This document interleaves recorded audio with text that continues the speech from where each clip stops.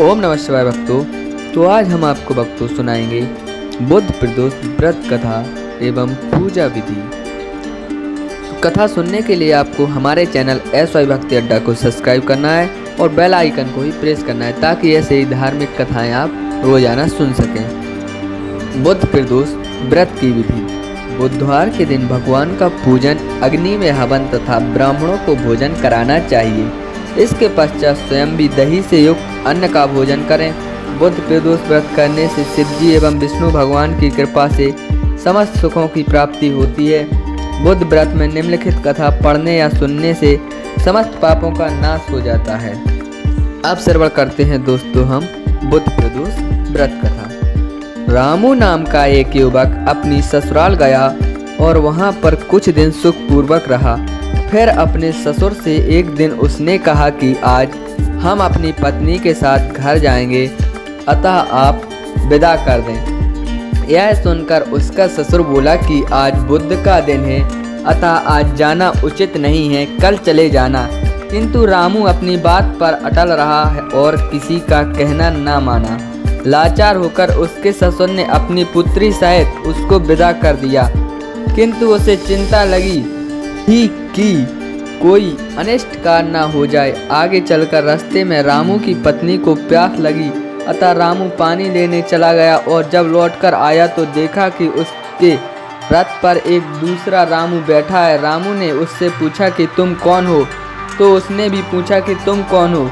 जिस प्रकार रामू पूछता था उसी प्रकार वह भी पूछता था। दोनों का रूप एक ही तरह का था, किसी भी प्रकार का अंतर न था। अतः उसकी पत्नी भी अपने वास्तविक पति को पहचानने में असमर्थ थी। कुछ समय बाद वे दोनों आपस में लड़ने लगे। उधर से राजा के सिपाही जा रहे थे, रामू को पकड़कर ले गए और दूसरा रामू राजा के दरबार से अदृश्य हो गया।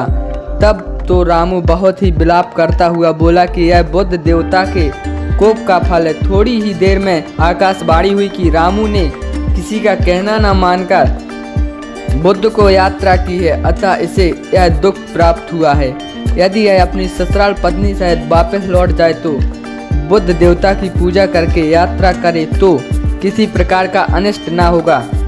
रामू ने जब आकाशवाणी सुनी तो अपनी पत्नी सहित ससुराल वापस जाकर वहां पर बुद्ध देव की पूजा की और फिर यात्रा की तो सकुशल अपने घर आ गया। रामू और उसकी पत्नी बुद्ध के व्रत को करके इस लोक में अनेक सुखों को भोगकर धन पुत्रों आदि से युक्त हुए। बुद्ध के दिन की यात्रा वर्जित है, किंतु बुद्ध देवता की पूजा करने के बाद यात्रा करने में कोई दोष नहीं होता है और अनिष्ट का भय नहीं रहता है। तथा जिस प्रकार रामू ने धन धान पुत्रादि को प्राप्त करके सुखों को भोगा और अंत में मुक्ति पाई, उसी प्रकार बुद्ध व्रत करने वाले को धन धान पुत्र पौत्रों की प्राप्ति होती है और सब कष्ट दूर होकर संपूर्ण मनोरथ पूर्ण होते हैं। जय शिव शंकर। भक्तों, कथा कैसी लगी हमें कमेंट में जरूर बताएं और कमेंट में ओम नमः शिवाय लिखना बिल्कुल भी ना भूलें। वीडियो को ज़्यादा से ज़्यादा दोस्तों के साथ शेयर करें, लाइक करें और चैनल को सब्सक्राइब भी करें। SY भक्ति अड्डा।